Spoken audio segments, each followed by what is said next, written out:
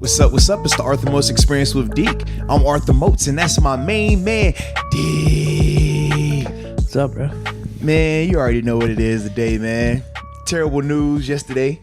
Yep. Passing of NBA legend Kobe Bryant. His daughter, I think it was 9 people told her that passed away in a helicopter crash, man. So, yeah, it's rough. It's really sad. It's a tragedy, man. Yeah. In all the senses. Like, dude, he was an icon, man. You've heard it countless times, people telling the stories, the memories, man. But like he truly inspired like who he was on the court. And one of the things that always impressed me the most and why I always looked up to him a lot was his interviews. Yeah. I loved how he talked, how his mind worked. And that Mamba mentality. Dude, but the thing is, the basketball and that mentality and his philosophies and how he lived, it was hand in hand. Mm-hmm. There was that consistency where Kobe was Kobe. Yeah. Kobe was Kobe. And it's just really sad, dude. Like reading the ESPN headlines, seeing it on TV and people talking about and giving these memories. It's like, dude, no. No.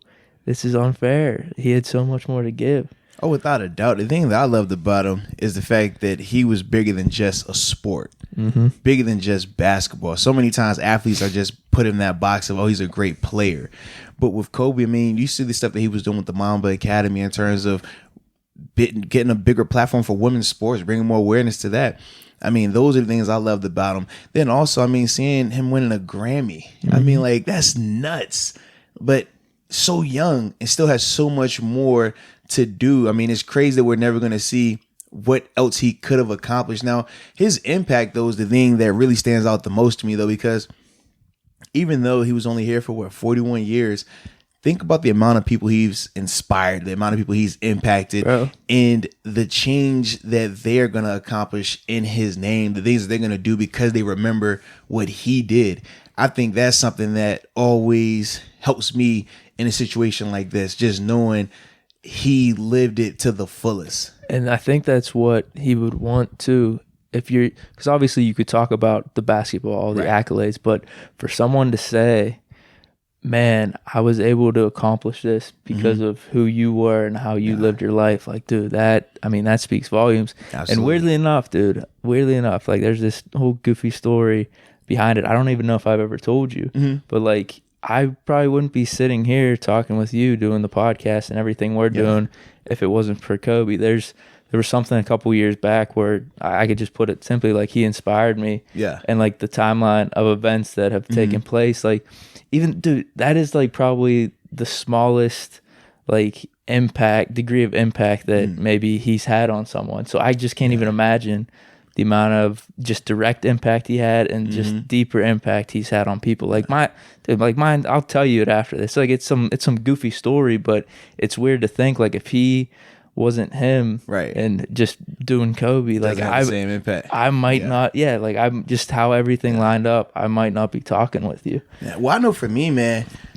I was always a big LeBron guy, right? Because remember, they're always compared Bron versus Kobe. But even with me being a LeBron guy, it was so much I took from Kobe, learned from Kobe, inspired by Kobe, the Mamba mentality, the thing that I still carry with me to this day, and that I joke with my kids about it. Yeah. But you remember the commercials they used to have, right? The Mamba mentality commercials where it's like him, Kanye West, Kevin Hart. And Kanye in this one particular commercial, he's like, bro, what happens when you break all your records, man? And you get all these awards and you break their records and you break those awards. And like, what do you do then? He's like, still more to do. And he's like, nah, man, what do I do after I break those records and those records and those records? He said, man, are you a different animal, yet the same beast? And I remember Kanye being like, what?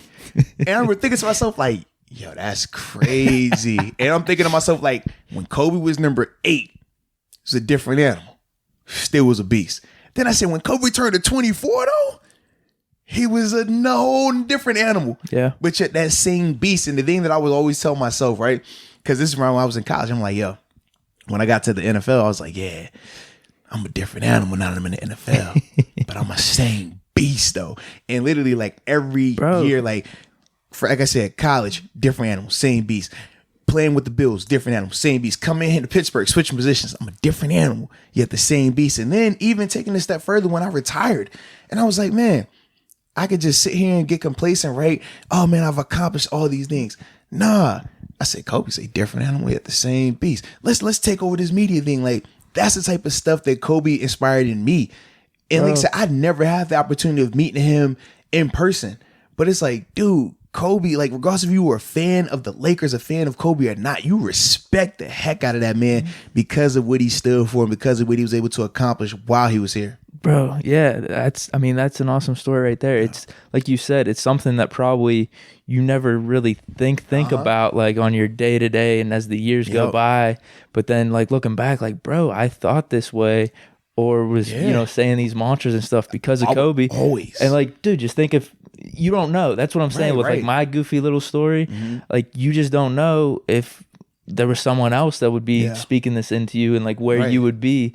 It's just like a really little thing. But then if you're saying that stuff and you got that mentality on day in and day out basis, it's going to make you better. Absolutely. Like it's just really cool. And then with us saying that, like we said, we haven't even met him. I can't even imagine the people that know him and, had that direct impact. Like it's crazy, dude. It's crazy. It's really sad. And I think that's the thing, like for me, because everybody handles grief differently, right? Everybody handles tragedy differently.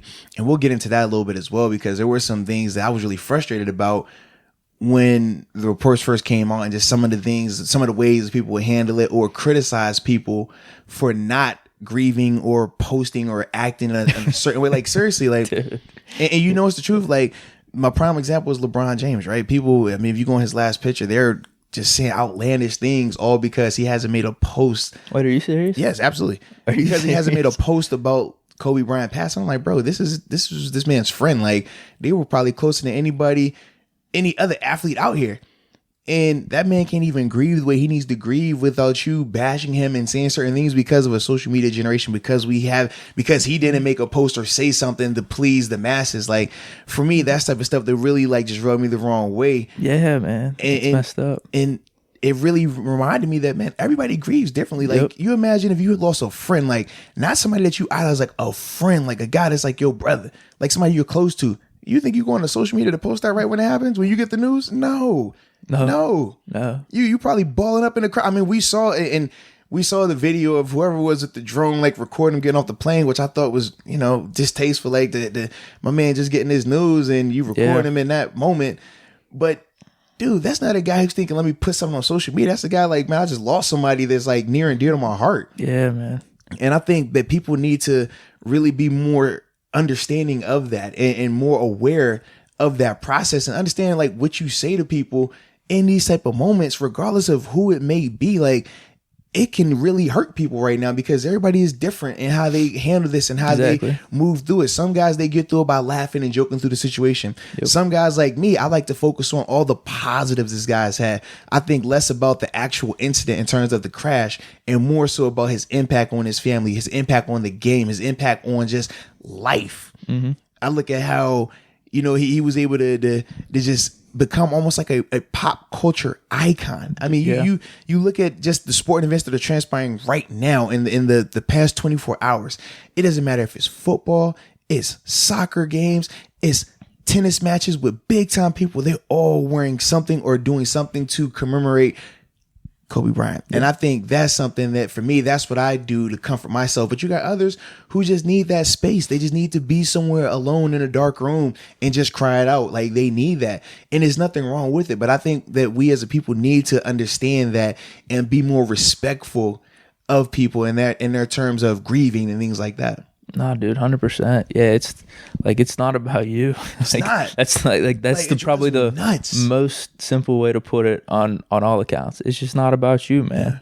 Yeah. And we're up here, we're talking, and I think that's the way we're doing it, is we're talking about the memories, the impact, and it's just not about it. I mean, I think it's something too, I don't know, like comment on, but we're doing it like our way. Everyone's doing it their different way. Absolutely. And like I said, there is no right or wrong way to do it. You just have to be respectful. No, we could have canceled the podcast. Absolutely. If we wanted. Yeah. I mean, like, let's do this another time. Absolutely. And then even like my radio show that I do with the Steelers, like even then it's like we could get up there and talk Pro Bowl and Steelers football. It's like, no, man, like this needs to be talked about. This is how we get through it. So let's do that with this podcast. This is how we get through it. I mean, and you don't understand too, the people that we might help get through this situation because we're communicating our feelings on it and our emotions with being transparent.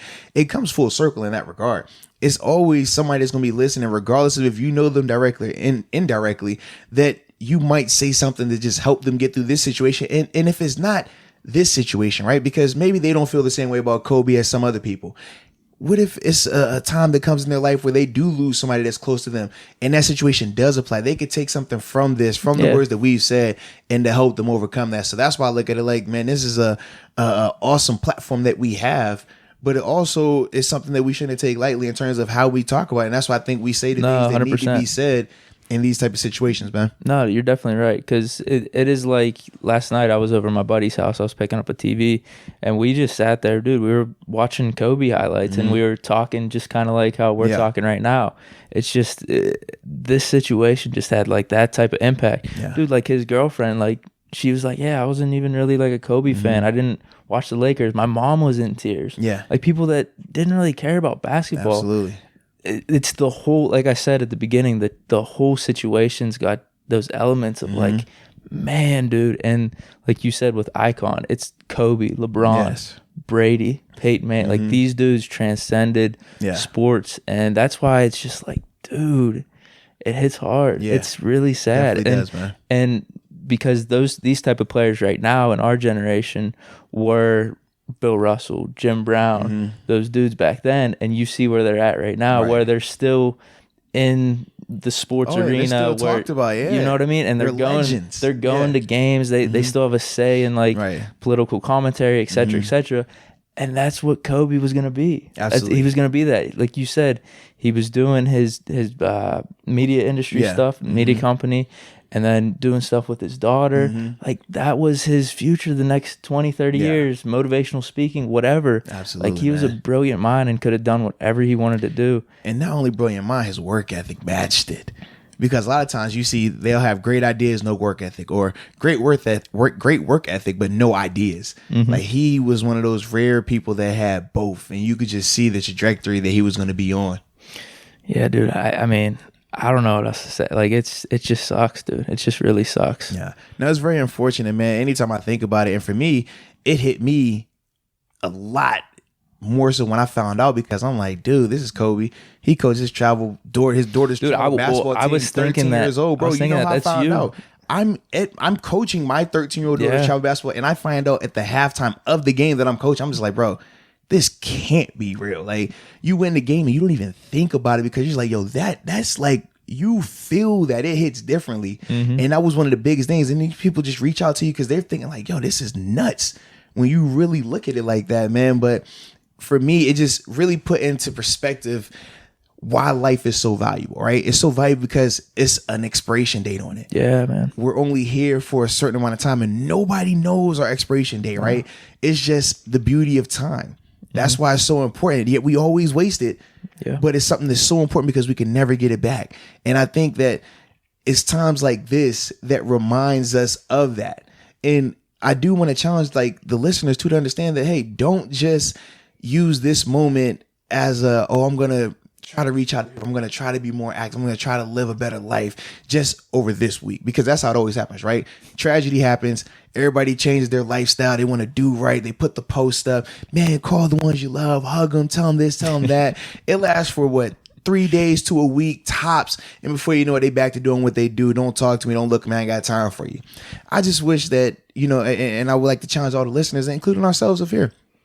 Don't just don't let this be a flavor of the week. Like, let this be genuine. Let this be something that you could build a foundation upon. Like, this man, him passing, this feeling that we're having right now, understand that, but understand that, hey, while you got that chance to say that thing to that person, whether it's good or bad, make sure you communicate it with them. Make sure you're more transparent. Make sure you're more open with people. So that way you're not stuck hoping and wishing and regretting the fact that you didn't say something. No, dude, 100%, man. 100%. I think you put it in a pretty good way. And just going back to what I said earlier, like, I think Kobe would want that. He would want us all for absolutely, man, taking advantage of time, striving for our dreams, and Mamba mentality, man. Exactly, man. So I think that's a way, as tragic as this is, and just how awful and sad. Like, where, damn, like, how can I, use this and start thinking positive and doing positive and just seeing the reality of life. Yes, indeed, man. Like, damn, dude. Like, it's appreciate it. It's tough. Yeah. Gotta appreciate it while you're here, man. No, 100%. Favorite Kobe moment? Dude. Dude, this is me. This is just me, man. Uh-huh. I loved listening to his interviews. Okay. I'm serious. Like, I was like you. I was a LeBron fan, so I don't know if I always necessarily appreciated the basketball, because I was always debating how LeBron is better than Kobe. Yeah. But like you said, you always respect him because you know how he was and how much work he put in, and just he's an all-timer, like, no doubt. Mm-hmm. But his interviews, and this goes back to what I was talking about earlier about, a couple years back, how he impacted me. Like, dude, I was listening to 3 or 4 of his interviews post-retirement where he was more or less talking not really about basketball. He was talking to these people about, his upbringing, how he was raised, and et cetera, et cetera. So I took so much away from those interviews, dude. Gotcha. Like, that's my favorite. I mean, if you're talking basketball moment, I mean, dude, it's got to be a combination of some of those, like, those game-winning shots, dude. Okay. It's got to be a combination of that. The one that comes to mind is obviously that one over D Wade, but that one, I mean, it was a bank. Yeah. There's more. There's more. He said it was a bank day. I see you, Deke. Dude, because there was better ones. But that's the one that just comes to mind. Yeah. I mean, him dunking over Dwight Howard like that. Oh, that was nasty. And he had the Hirachis on too. I'm a big Hirachi dude. That's the Hirachi 2K4s. The 5 rings. I was a big fan of Jason Kidd and the Nets. Yeah. Whenever they were pretty sweet, and him and Shaq like dismantled them. So that was tough. There was this one girl in I don't know what grade I was in, 3rd or 4th grade. She was a huge Lakers fan. Yeah. And we were always chirping back and forth. And I was probably how I was right now. I was somehow defending still, saying that the Nets are better, even though man, let me tell you why Jason Kidd is better than Kobe Bryant. Yeah, so there's me personally, I think it's just those interviews and just the philosophies and wisdom that he has imparted. Okay, that's me at least. So for me, man, I think I have 3 moments for me that stand out the most when I think Kobe. When I think just like this is Mamba. All right, sorry to tell you about the commercial. Like, I love this commercials. Like, that was always one of my favorite things. But the first thing would have been I forgot. I believe it was the game where they were playing versus Portland in the playoffs. Crossing over, drives through, throws the super crazy high oop to Shaq. Shaq has the one hand, bombs it down, does the big face running down. Like, that was one of my favorite things. We would see it so much, and that ultimately, like, because I was never a Lakers fan, but that was really making me like Kobe. Even though I was still like Shaq, I would wear 34 because of Shaq. Because of him with the Lakers, not Shaq with the Magic, who was 32. Right. So, like, for me, I was always like, dang, like, that's dope. Like, how he just crossing over, nobody can stop him. And then Kobe just throw the lob up, like, get crazy with him one time. Like, I love that play. I would love seeing that all the time. Then I think about Kobe's last game versus Michael Jordan with the Wizards. So, I'm a huge, crazy Jordan fan. You see the shoes, Jordan sneakerhead, like, that's me. Yeah, when my man Kobe tried to drop 70 on that man, that last game. If he could have dropped 100, he would have. And I said, that's the epitome of Mamba mentality. Like, even though it's a guy you idolize, a guy that you emulate, we talk about the similarities between Kobe's moves and Jordan's moves. And most of the time when you get a chance to go against one of those legendary guys and they're on the back end, you still want to kind of like, I don't want to do him dirty. I want him to know it's me, but I ain't gonna try to do him dirty. Right. Nah, Kobe. Kobe's like, yo, I'm trying to score on you every play. Like, I love that. At the moment, I didn't, because I'm like, yo, this Jordan, like, chill. You know what I mean? But looking back, I can appreciate it so much more. And in my last, like, most favorite memory of Kobe, the picture of him cast on his arm, on his right arm. He's in his bed pants, gym shoes, gym shorts, shooting left-handed free throws. And it was with the Lakers, obviously. But there's a picture of him doing it. You'll see it on social media where he literally had broke his hand. And instead of just sitting out, he was like, yo, I want to get better. So he was shooting left-handed shots in the gym, but bed pants. Like, you could just tell, like, he just rolled out of bed ready to go. Like, for me, that's that Mamba mentality. That's that different animal yet the same beast, because, like, you knew for him, he was never going to be complacent. Regardless of how many rings he won, regardless of how successful he was as a player, he always wanted more. And that's something that you can apply to your life in terms of how can you be a better person? Don't become complacent just because you got the job you wanted, or because you got the salary that you wanted, or because you got the family that you wanted. Like, how can you improve your family? How can you improve your workspace? How can you improve yourself as a husband, as a father? What can you do to improve yourself as a wife, in the work field, whatever it may be? That mom mentality, man, that's the thing. Like, we talk about all the time in terms of, man, we could sit here and be complacent, but no, we're trying to go. We're trying to get it. Yeah. That's the Mamba mentality qualities right there, man. And that's the thing that I just really appreciate the most about him, and why that picture of him with a cast on his right hand, shooting left-handed free throws at who knows what time, just was amazing. Dude, but that... I know it's become just the Mamba mentality. It became like commercialized a little bit, but dude, in reality, that is like true, like deep philosophy. Oh, absolutely. Because legit, if you're not growing, you're dying. It's one or the other. So you literally, till you actually die, physically die, should be always trying to grow, expand your horizons. Because if you're just gonna be complacent, then that's when things start going down. Exactly. So, and that's the thing with him. Like, he had this deep philosophy, and kind of like we talked about with Bill Cowher, he was hard-nosed on the court, and, you know, was hard on teammates, and you know, push people, the championships, et cetera. But you could tell, dude, he was a good person. It was always meant to be for the best. And, you know, Stephen A was talking about this the other day. Like, you know, he laughed more than people thought, and, you know, was way more caring than people thought, like behind the scenes. And I think you could just tell by his sincerity, like, that's who he was. Yeah. That is who he was. Well, and I think what you hit on too from what Stephen A said, in terms of when you watch him on the court, he has this killer instinct, right? No smiles, no handshakes, no hugs. Like, he's just trying to get you. But they said off the court, he was one of the most genuinely good guys, caring. I mean, you think about the amount of just NBA players that would just talk about how he's either mentored them or has reached out to help them and give them confidence. I mean, James Conner had just had the opportunity to meet him. He posted on his social media talking about how just Kobe giving him the advice in terms of just continuing to grind, continuing to work harder. Like, that's crazy to think that this dude could be impacting that many people and being so willing to give advice, to open up, when on the court he was just this cold-blooded just killer. Yeah, a thing you could take away from that is, then if you're going to do something, you do it. You know, if you're on the court, you're on the court, and you're going at it, man. So, and then when he's off the court, like we just said, he's inspiring, he's teaching, he's sharing. So yeah, dude. Yeah. But nah, man. You got anything else? Man, it's it's one of those things, man. I feel like it's just a work in progress in terms of how we're going to deal with and how you move on from it.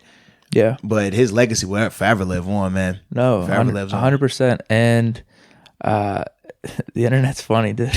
Oh, because man. Have you seen it?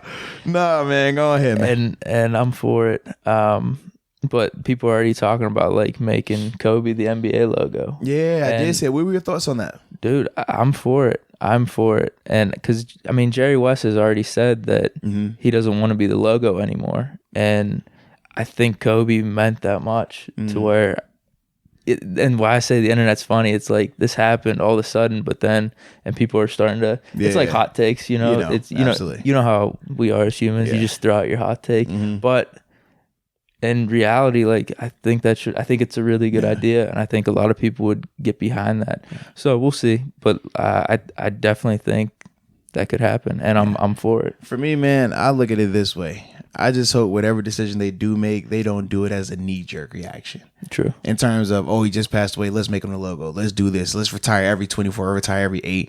Like, I think it's important that everybody goes through their grieving process. Everybody goes through their time to just understand the situation, heal, and then come together and make a decision. Because you also got to talk to Vanessa, his wife, to see, like, what are her thoughts on this thing as well. Like, I think it's so many, you know what I mean? Like, for us as fans, we look at it just from one way. That's a really good point. Retire, everybody's 24, retire, everybody's 8, make him the logo, build a statue. But for her, what if that is something that she doesn't want? Or maybe if she's had these intimate conversations with Kobe, and that's something that Kobe said that he didn't want. Like, we don't, you know what I mean? So I think it's important that even though we may think that's a good gesture, I think it's important that we all just take time to let this process play out, and then have the conversations, and then make the best decisions going forward that way, man.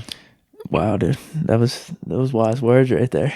I'm a firm believer in like just taking time, because when you make this move, how many times have we seen where something happens, everybody makes a decision, they say, yeah, this is what they would want, and then somebody that has had those intimate conversations with that person, it comes out like, no, they actually wouldn't want that. Yeah.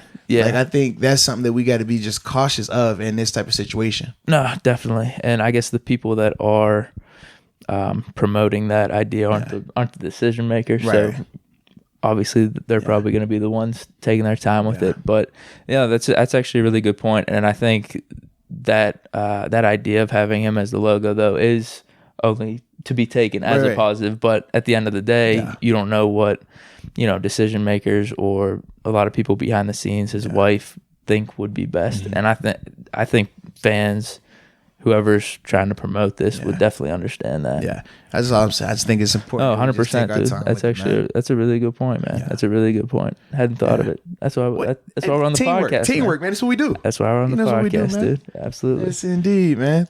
Well, yeah, dude. It's still just crazy, man. Dude, it's nuts. It's nuts.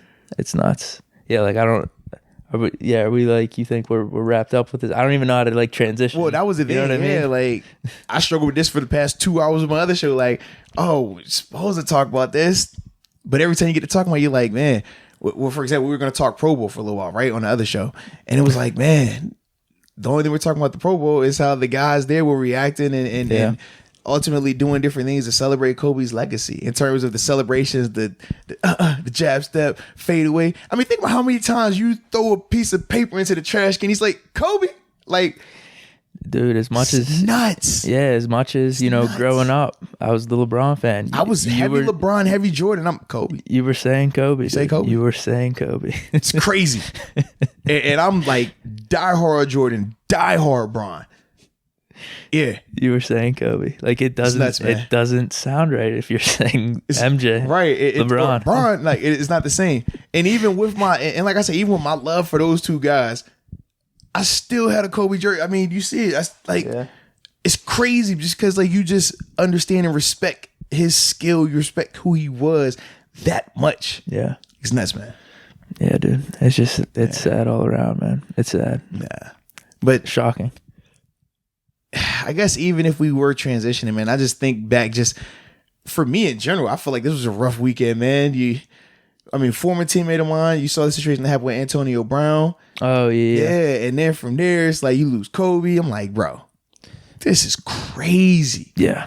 Yeah, dude. It's crazy, man. It was a rough weekend. Yeah. It definitely was, man. It definitely was. Yeah, do you have, are we do you want to transition to that then? To the AB? We could hit on it for a little bit, okay, man. We could do that. Do you have any like closing things, or maybe we could close out at the end of the podcast? Yeah, I just think the biggest thing, man, is just, like I said, don't let this be a flash in the pan. Don't let this incident be a flash in the pan in terms of making you change your thoughts for just this week or change your actions, being more appreciative of time just this week. Like, let this be a sturdy foundation and grow from this and make it a part of your life. You know what I mean? 100%. I look at it that way. And then, man, other than that, man, just be respectful to not just Vanessa and the kids, but the other families and other people that were affected. If it was 9 people that passed away, you think about the amount of parents, friends, grandparents, cousins, teammates from multiple sports, multiple age groups. Yeah, like just be respectful to all those involved in the situation. I think it's important. No, dude. Well said. Well said. Yeah. Agreed. I guess we could close out with anything at the end of the podcast. But yeah, so to AB. Yeah, man. Did you want to like lay out kind of what happened? Go ahead, me? Yeah. Me lay it out. I'm just going off what you sent me. Dude, so he basically, there was a moving truck and I guess he was shipping stuff over from California, from obviously when he was with the Raiders. Yeah. And then something with payment was going on, and from what I read was the $4,000 he owed the driver. Yes. Said he didn't want to pay the driver. I can't remember what reason. I don't know why. Yeah, he just said he just wasn't going to pay him, but he wanted his stuff. So then the driver was like, obviously, no, you can't. He was about to leave. He was going to leave. Yes. The dispatcher told him, no, stay, that he's going to pay. But then he like throws a rock. They say he starts throwing rocks or whatever, damages the vehicle. So then it's like, not only do you owe me the $4,000, but you owe me this money and damages as well. And he's like, and then he goes into the truck somehow. And starts grabbing stuff, but it wasn't his stuff; it was somebody else's stuff. And then damaging it, stealing it, throwing it. And then from there, him and the trainer proceed to beat up or scuffle with the guy. He gets injured. Police are called to the scene. And he locked himself in his house for a day or two. And because the police didn't have a warrant at the time, they couldn't get him out, so they arrested the trainer. And then from there, he ended up turning himself in. And that scene was crazy as well, man. You seeing him, with the anti-suicide vest on. Yeah. Anti-suicide vest on in front of the judge. I mean, he just looks out of it. It was a crazy situation, man. And then, once he's charged with, posts his bail and everything like that eventually. Just the scene of him running out of the jail. I mean, it was a crazy situation, man. What were your thoughts on it though, bro? Oh, I remember talking to you about it a little bit, and it was just sad to me too, man. Like this dude who was a hero here in Pittsburgh, and how it's just gone the way that it has is just like mind blowing to me. And the tough part is, it goes all the way back to even when he got with New England. It's just been like so much self-destruction. It has been. Like, dude, you just don't tweet. You just don't say anything. Right. And you might be in the NFL right now still. And I look at it like, if you pay the $4,000 to the driver, from what is $4,000 to AB? Yeah. If you pay that $4,000, it's still a possibility you could have got back in the NFL. Because this is before you would have been arrested, before you would have been charged with multiple felonies. Like, all of this would have happened if you just paid the money. But because of the self-destruction that we've been talking about, now you go from only needing to pay $4,000 to now you have lawyer fees. You have the bail that was set for 6 figures. And people are like, oh man, that bail was set too high. It's like, bro, when you put yourself in that position, they now you got to deal with the consequences. And this, and it was just a pattern of it. But always like a week or two, you don't really hear much, and then something would come out. You're like, man, dude. I mean, because prior to that, it was the situation with him in Chelsea as the mother of his children. Like, just that incident was crazy. And then the Saints trying to sign him, like, oh wow, this could be kind of positive, but then it's like, don't bring the entourage, don't do this. Yeah, made out to be something else. And like post workout, he's on the treadmill and he's on IG saying like, oh, this was a publicity stunt. Like, so I don't know, dude. I really don't know. Like this whole time too, I was always like promoting like, yo, let's get AB back on the Steelers, just because that was always my thought. Like, all right, he did this, but like, there's no way like he's gonna stop doing this, and he's gonna realize like, yo, I want to get back in the league, and the best way to do this is just to kind of like be quiet, let everything play out. But then it just wasn't stopping, and I don't know. I mean, you could maybe attest to this more than me, but I don't know how much of it is him thinking all these outside circumstances are against him, as opposed to realizing like, yo, I'm the one doing this. Like, I'm putting these potential negative consequences in my life. Like you have an action, there could very well be no consequence, But if you keep on doing certain actions, like the chances of those negative consequences happening keep on increasing, and then it kind of has snowballed. Yeah, I mean, it's very unfortunate. Obviously, I have a personal relationship with him, and it sucks to see a dude that you've been to battle with multiple years get close with, and them be in this cycle of self-destruction and not be able to get out of it. A lot of times you'll see somebody going down that path and you're able to reach out, multiple people can reach out and change them. But in this situation, it just hasn't been like that. And you hope that this is the wake-up call. You hope that this is the event in his life that says, you know what, I got to change. I got to do better. I'm a part of the reason. I do think with the requirements from the judge in terms of him having a mental health evaluation, in terms of him having the drug test, I do think that can be beneficial for him just to get him back to where he needs to be. Because when I watch him, when I hear him speak, he just doesn't seem like the same person that I was in the locker room with. And a lot of the former teammates that I've talked to that were in the locker room with us say the same thing, attest to the same things. Fans can say it as well from what they've seen and from their interactions with him. So I think that's the most unfortunate thing. I was a little rubbed the wrong way with the way social media, in regards to if he deserves it or not, obviously, but the way the social media world were almost just like applauding the fact that he was in an anti-suicide vest and like just making a mockery of it and just enjoying it. I'm just like, there's still a person. Yeah, and bro. I think people forget that. Like, people are so quick to point out somebody's flaws. Hey, you said this wrong, or you're not as good as you thought you were.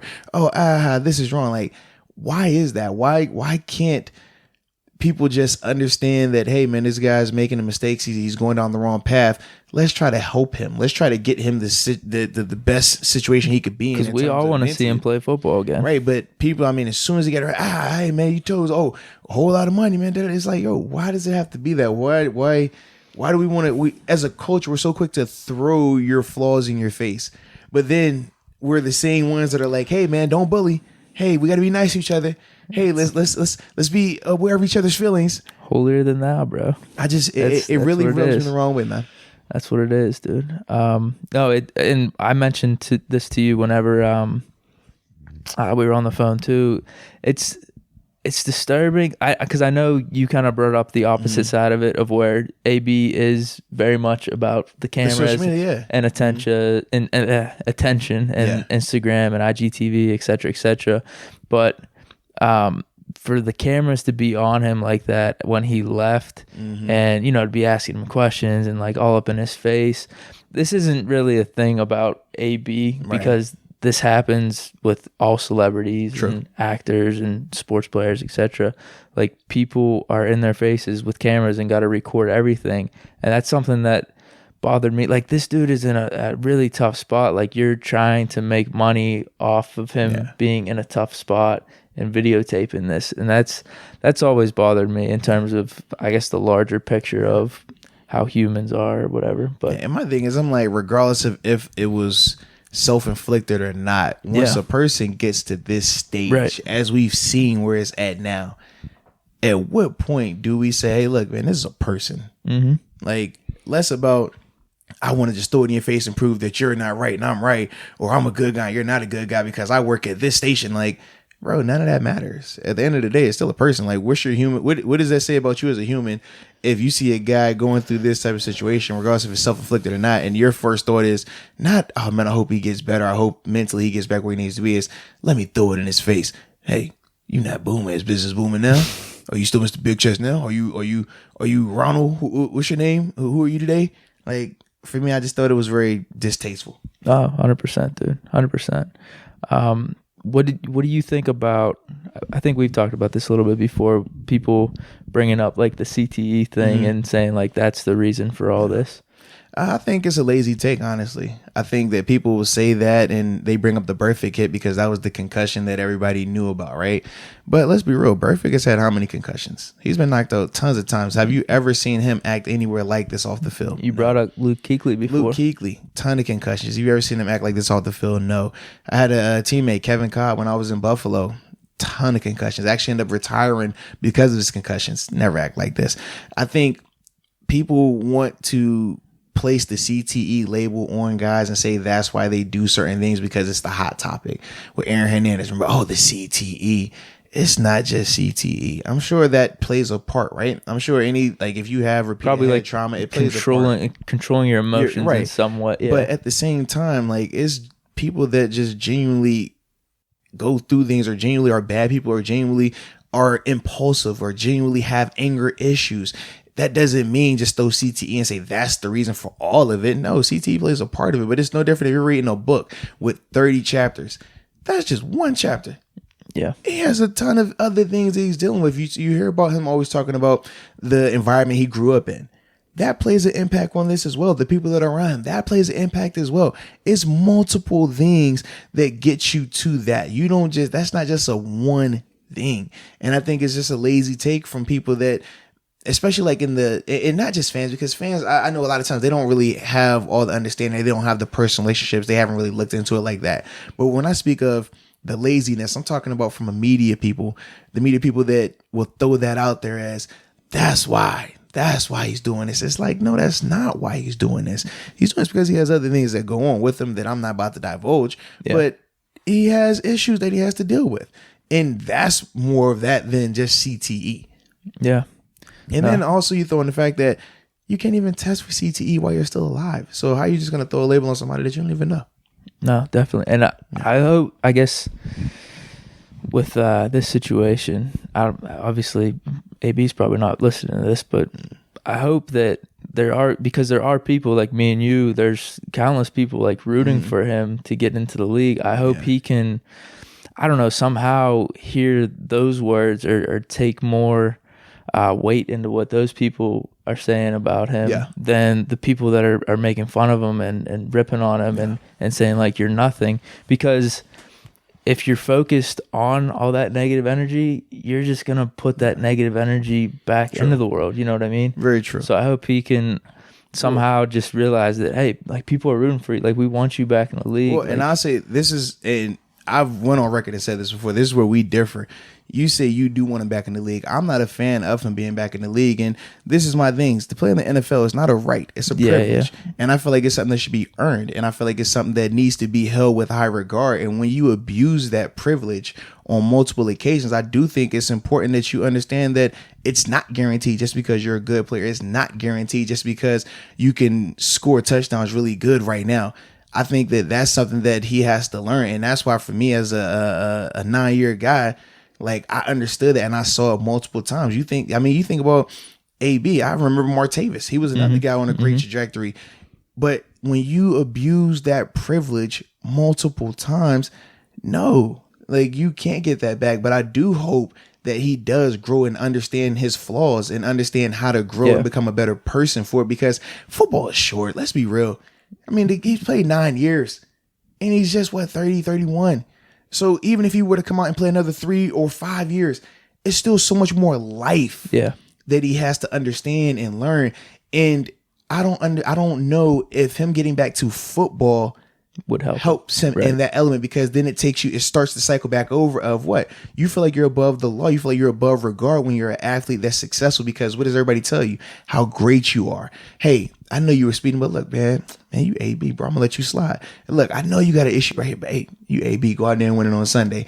I think a lot of times this success that you can have, this platform that you can have as a professional athlete, it can be detrimental to you, because any flaws, any inefficiencies, any issues that you have prior to getting here, once you make it to this level and you have the success and you have the fame and you have the money, it just amplifies those issues. So if you were already dealing with anger management before you got to the NFL, when you get to the NFL, it's only going to get heightened, because you're going to feel like I'm that much more powerful. If you're dealing with depression before, it's going to get heightened because of this, until you really deal with those core issues. So that's why for me, I differ in terms of I don't want to see him back right now. I'd rather he get fixed and handle that situation and understand the privilege that he lost, so that way the next person can appreciate it. 100%. That's a way better way to put it than me. I guess I would be. I would be assuming that he would be right before the NFL let him back in. Yeah.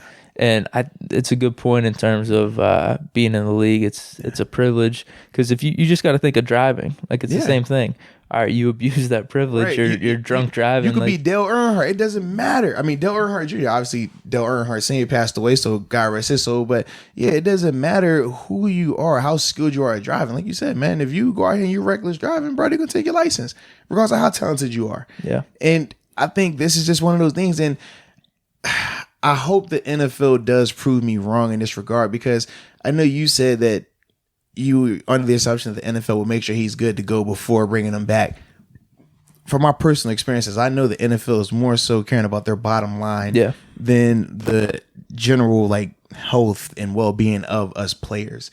It's more so, hey, is this going to get us numbers? Is this going to get us ratings? All right, let's go that route. So that's the only thing. And like I said, I hope they would prove me wrong in this regard, but they do that a lot though, in terms of the decisions they make don't always benefit the players. Yeah.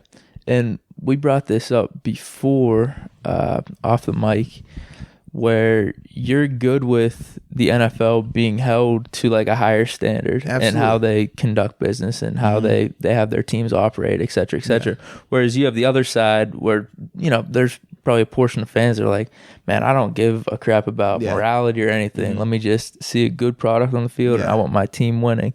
Why is that for you? I'm just curious to get that perspective. I look at it like this, right? How many people? It's 32,000 players currently in the NFL each year, right? With your 53 active roster, your practice squad players, and things like that. But all it takes is 10 guys to get a domestic violence charge, and now we're all women beaters. Right. It takes 2 or 3 guys to fail a drug test, and now we all smoke weed. It takes one person to do this, and now we all get that label, that stigma. And that's something that I'm always fighting against and trying to prove that as a whole, NFL players are good people. You get 10 bad bunches, and all of a sudden, the whole is labeled as that. And that's why, for me, I'm always big on holding us to a higher standard to prove that, no, we are just as good, if not better, in these regards, because we understand the privilege that we have. We understand the power that we have, and we also understand the control that we have to display. Prime example of that is how many times, or at different people's workplaces, right? And these can be Fortune 500 companies. These can be managers, store managers, whatever it may be. They have a domestic violence issue, right? Or they have a charge come against them. They'll keep their job. They'll be fine. No one talks about it. It's hush, hush. Don't worry about it. Or we put you on administrative leave. We're paying you while you're dealing with your situation. In football, it's opposite. In football, it's, hey, man, we're going to suspend you right now. If it works out, it works out. All right, you come back, we give you some money. But off break, you're getting suspended. Then they created the commissioner's exempt list, because that was the time where we started really pushing back a little bit in terms of why are we always guilty before the facts come out? Yeah. But I do think it's important that we hold ourselves to that higher standard, to keep this brand, to keep this legacy clean. Because when you think about the amount of money, you think about the amount of success, you think about the things you're able to do and change your life, change your family's life, your kids, and all that stuff, bro, you can't just take it and view it just whole as a light thing. It's something that you definitely have to appreciate. And I think the only way you could truly appreciate it is if you keep that standard where it needs to be. Because if the standard drops and the product doesn't become the same and people are viewing it differently, that takes money out of everyone's pocket. So I think it's twofold. I think that the privilege element is there, but then also the financial element is there. I don't know about you, but I know you made the comment that people they don't care about the morality. They want to just play to see people out there. It's all well and good until that morality issue affects you at home. In terms of if you did have a daughter who was of age and you're the guy saying, hey, man, I don't care about it, man. Just let them go out there. And then one of these dudes domestically assault your daughter, or they sexually assault your daughter, or they were drinking and driving and they hit someone in your family. Totally different conversation then. Yeah. So for me, that's why I always look at it like, man, morality is king in this. I think morality is important because it only takes for it to be the right person or the correct person to hit the wrong person. If it affects your situation. Right. And now all of a sudden everybody's speaking of it differently. Yeah. No, that's a good way to put it, dude. Do you have any other things on the AB? Man, like I said, man, just hope he gets right, man. Yeah. Yeah, definitely. We both are, for sure. Yeah. All right. So transitioning from that, what was our last topic? Man, so we had Eli Manning just recently retired, man. Announced his retirement. Awesome career. Awesome career, man. Awesome played a ton of years, balled out, top 10 passer in passing yards and career touchdowns. What, 2-time Super Bowl MVP. I think he's a 4-time Pro Bowler. I mean, and actually one of my favorite awards for him was the NFL's Walter Payton Man of the Year, man. I did see that, man. I was that was huge. I know you're a big fan of that because you are a 2-time winner yourself. I am, but I won it for my teams. He won it for like when they take our team winners and we put it in a big poll, like to win that one. That's like insane. So you didn't win that like the NFL. You won so for Steelers. Yeah, for the Steelers, and then from there you get put into the big like. Yeah. Okay. Got you. Nuts, man. Got you. And I remember you mentioning this in the past, just in passing too. And I didn't really. I was kind of surprised by it because you mentioned that someone won Walter Payton. I'm screwing up here. Walter Payton Man of the Year award, and you were like, dude, like that's like a big deal. It is, and like man. we didn't really like follow up on it, but it like got me thinking. I'm like, dude, I don't really think of that award at all. Like as players, like that's like other big. Players look to someone that can do that. Absolutely, just because it's putting on notice the amount of work you're doing in terms of empowering and improving the different communities that you're in. Like that part of it, like that's what we always laugh when people are like, man, no one cares about what you do off the field. Like it's all what you do on the field. It's like, no, this is voted upon by the players. Like players are saying, man, no, this dude, I'm seeing what he's doing. I know the impact he's having. This needs to be recognized. So yeah, it's a big deal, man. And the NFL treats it as a big deal as well. I mean, in terms of the perks you get for it, I know for me, I mean, they flew me and my wife out to the draft when it was in Philly. We got a chance to announce draft picks. That's how me and the whole James Conner thing came out, like me announcing his pick. Mm-hmm. That's all through that, man. And just being able to, like I said, impact lives. Like it's so much bigger than just football. And I don't want to say any athlete, but the majority of athletes would tell you, man, if all they remember it for is just what they do on the field, then you failed. You're a nobody because it's so much bigger than that. And what you do right now as an athlete on the field is forgotten. It doesn't live like that. They'll read up your statistics. They don't remember, oh man, that game right there, I'll never forget that 50 years from now. No, but if I can for sure tell you that person that you impacted at that Boys and Girls Club, or that person that you impacted and changed their life with some type of academic program or whatever program it may have been that you did, they're going to remember that when they say, man, my life is different because of this person. Not because of the touchdown pass he threw, but because of the resource that he allocated to me and my community to allot me this opportunity to do something. And for me, man, like that's why that's why a lot of us athletes, we view that as like a big deal. No, that's dope. And then it goes back to just us talking about Kobe. I mean, absolutely, man. That's what he did, bro. It was outside of basketball, man, and the impact that he had. So that's actually interesting. Like I said, dude, it's not really probably thought about from the outside looking in of like, oh man, you see it on TV. I mean, this guy's been voted Walter Payton. Geez, oh man, dude, I'm botching that up. It's tough to say, man. It's a tongue twister. Walter Payton Man of the Year. You just see it. You're like, man, like I mean, what does that matter? I want to see who's winning the Offensive Rookie of the Year, the MVP, the Defensive Player of the Year. But yeah, dude, that's pretty cool then. Absolutely, man. So with Eli, well, I was gonna ask you, do you think he's a Hall of Famer? Yeah, that's kind of the topic going around right now. I think it's guaranteed. I think there's people that say, yeah, he'll get in, but should he be in? I don't know. I don't think he should be. I think it's both for me. I think he's gonna get in. I think he should get in because, I mean, I told you about stats. Yes. You know, whatever, man. Like he threw a lot of picks, and I think his career QB rating was like in the 80s or something. Here you go with your QBR again. Dude, that's not even QBR. That's the QB rating, which is, I think. So what's QBR if it's not QB rating? QB rating? Yeah. That's been the rating system that's been around a while. ESPN started the QBR. So I don't care about that, dude. I really don't. And I'm assuming we're gonna get into a debate here with Eli about Eli and another player, but just in terms of his whole career, winning those 2 Super Bowls, winning those 2 Super Bowl MVPs, that means something. And whatever about the stats, like I said, the longevity and him being the Giants guy. He was, I think he started, 203 or 204 games consecutively. I mean, that's nuts. No, it is. Yeah. And it's just, we talked about it with Hines Ward, and this is my opinion on it. You say his name, and then you say Hall of Famer. Yeah. And you say yes or no. And with Eli Manning, Hall of Famer, yes. It's as simple as that for me. And first ballot? I don't really care about that. It's good conversation. First ballot? Well, because this is my thing, right? So when I say Ben Roethlisberger, has been a first ballot Hall of Famer? Yes. Now this is where the debate would begin then. Because if Ben is a first ballot, but you don't know about Eli, if you look at career right now, you look at career passing yards, Eli has more. You look at career passing touchdowns, Eli has more. You look at, okay, they both got 2 Super Bowls, but Eli has 2 Super Bowl MVPs. Ben has none.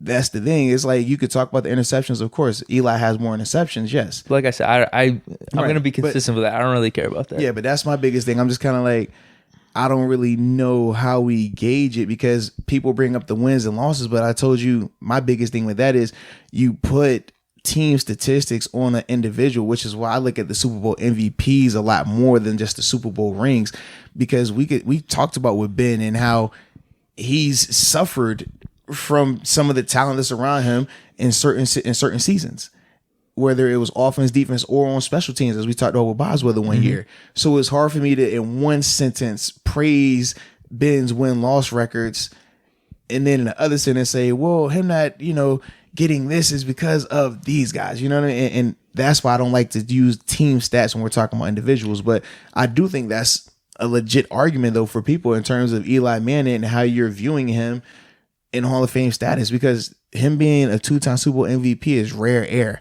I mean, that puts you up there with the Montanas, the Bart Starrs. Like, that's legendary status.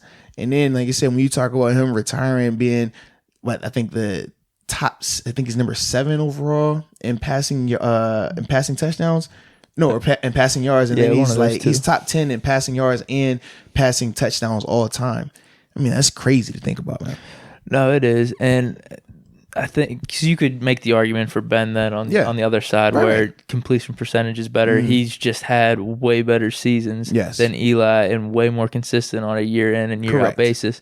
And the other thing is he's been hurt way more. So I don't know if you want to, if that's a thing you want to knock Ben for, or if that's something that you actually want to praise Ben for, because the thing. It's like, he has like almost 900 less attempts than Eli, and their numbers are almost identical in terms of yards and touchdowns. So that's almost like 2 seasons worth of missing touchdowns. Right, that's the argument, because it's like, that's a real question. Do you fault Ben for missing games? Whereas, are we going to praise Eli for having the Iron Man streak, which is insane to do in terms of playing that long, that consecutive in terms of those games? And it wasn't like he got hurt when they ended it. It was just Ben McAdoo saying, you know what, let's see what else we have on the roster. Let's start this whoever guy. I think it was Geno Smith. Yeah, it was nuts, bro. It was nuts. It's bad.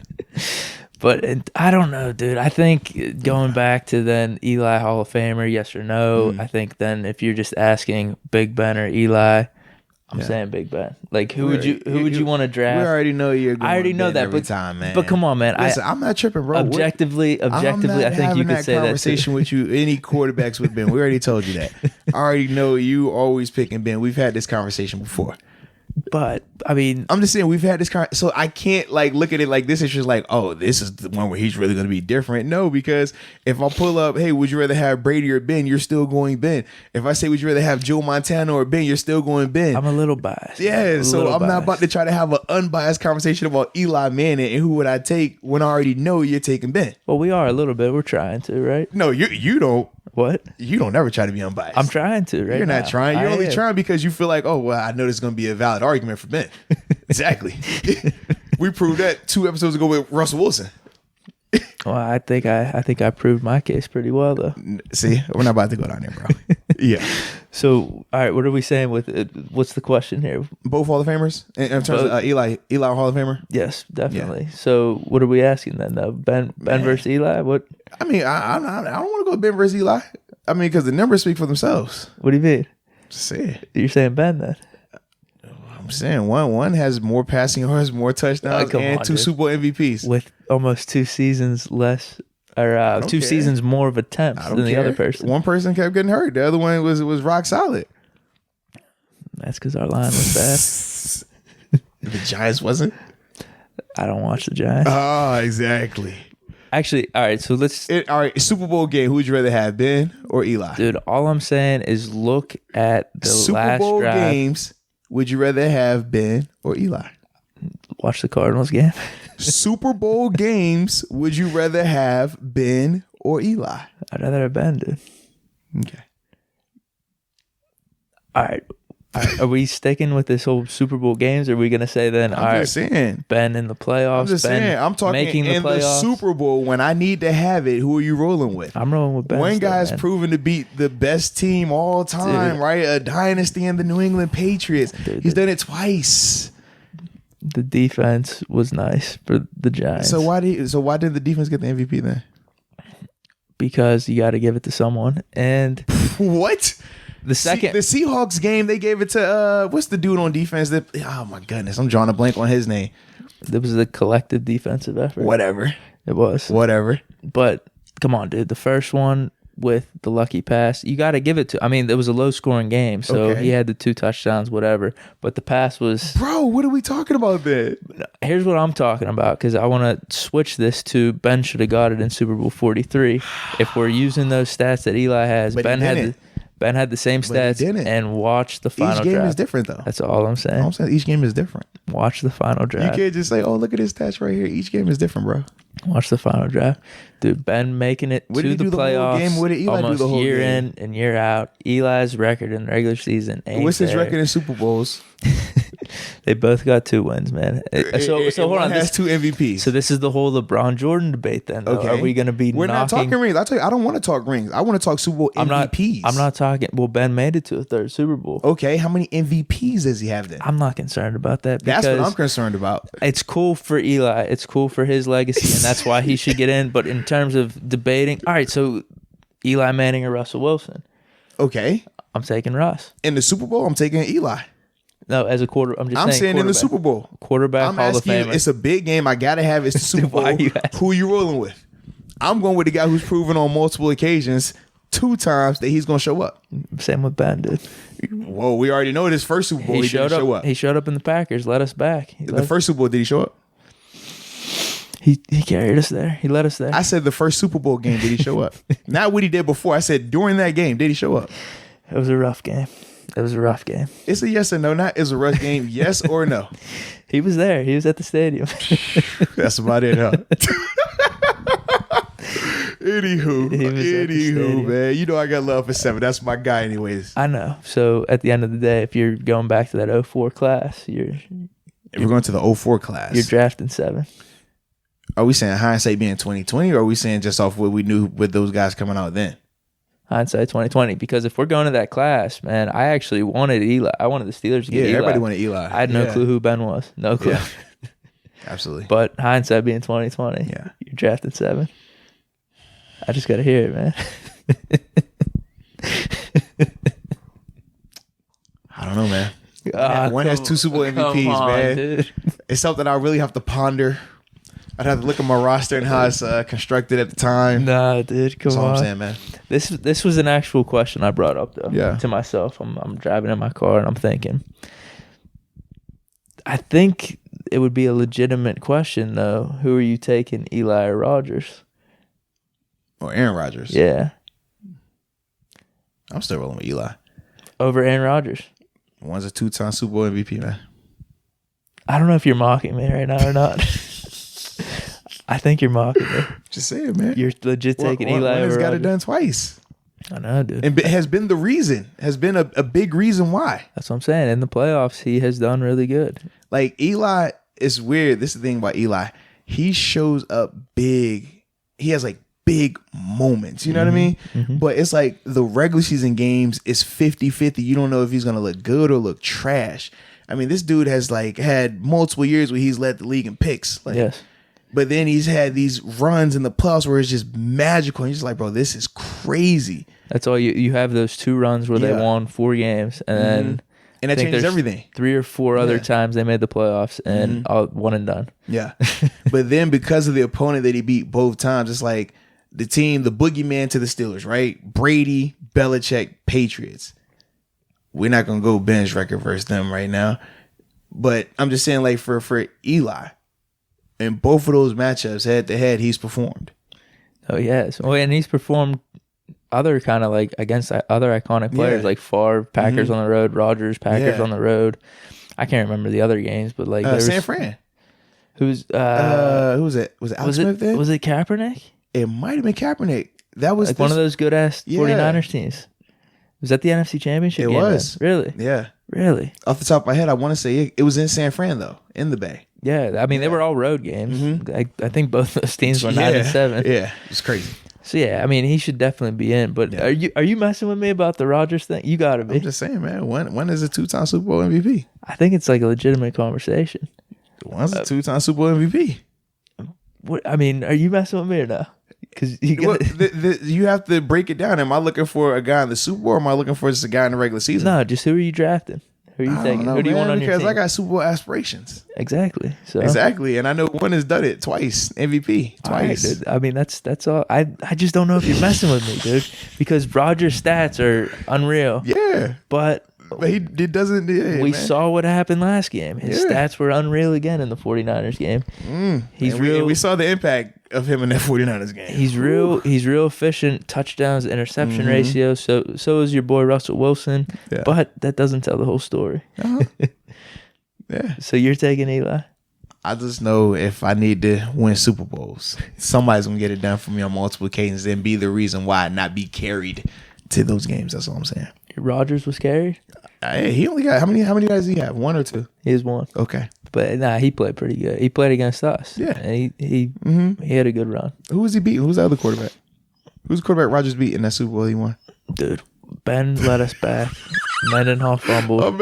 Excuses. And I was a big fan of Mike Wallace, but we had the ball. It was for the comeback. It was going to be we just happened in 2008, and then it was going to happen again in 10. I was going to tell you, the reason why Mike Wallace dropped it. You know the reason why they talk about that comeback. The only reason why it happened, right? Which one? For you guys versus the Packers. Okay. Yeah, they said the only reason why that comeback even became close like that is because Charles Wilson got hurt. Maybe broke his collarbone. Couldn't play in the second half. Just throwing it out there, bro. Yeah. He was a little washed at that point. He was not. Don't you do that now. No, he was not. He was nice. I do remember his rating on Madden. Yes, they were in the 95. He was nice. Broke his collarbone. They say that played a large part in everything. Where are you hearing this from? Saying, man. I don't hear that. Well, that's because you only look where you want to look. You have to broaden your horizon, my friend. Dude, I didn't want to hear that. But anyway. But yeah, but your argument could be, well, we ain't have Pouncey. Remember, because Pouncey was hurt. Oh yeah, thanks for that. Yeah. So that helps out, right? Yeah, our line was still never that good up to that point either. Yeah. There you go. You know who else? What happened? I think Sanders got hurt. Someone got hurt. Emmanuel Sanders might have got hurt too. So that equals out, man. If anything, that's more damage to us. Not at all. A guy in the secondary? Nah. That's the quarterback of the defense, man. That safety spot. We saw what it looked like in Pittsburgh when the safety spot isn't up to par. Whoa. We did see that. That's all I'm saying. It's been about a good 6-7 years, huh? Yeah. And we've seen what it looks like when an old lineman is missing. It's not the same type of impact. Or if a receiver is down, it's not the same type of impact. That's all I'm saying, man. Yeah. All right, man. Is there anything with the Eli? Nah, man. It's all good. Man, I just want to give you some, just a little, No, I feel you, but I think you're on my side here. 2-time Super Bowl MVP. Come on, dude. You're just messing with me here. I'm just saying, do we have any? If you're a 2-time Super Bowl MVP, please step up. Please say something. Oh, all right. Just checking. I told you Super Bowl 43 should have been Ben, but it's whatever. I'm cool. I like Holmes. He would have just had one then. I like That's Holmes. fine. He would have had one. Dude, but Brady doesn't have Super Bowl MVPs in some of his Super Bowls. It happens. In some of them. But he does have them. It happens, man. It happens. He's a part of the rare air company, isn't he? What? Brady's a part of that rare air. Yeah, but I don't want. Ben's better than all of them. I don't want to knock Brady right now because I'm a fan of Brady. So listen, man, Ben's better than all of them according to you, so it's all good, bro. I'm not tripping. I might be a little biased, but it's whatever. Just a lot, but it's all good. It's whatever, dude. I'm not tripping. You know how you say you're not tripping? I'm not tripping about it. It's I'm all not tripping good. About it. It's all good. It is what it is. You owning it. That's why I like it. Yeah. So yeah, man.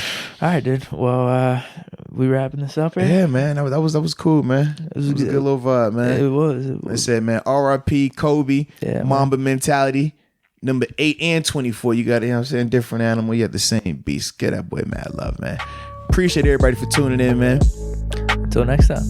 Peace.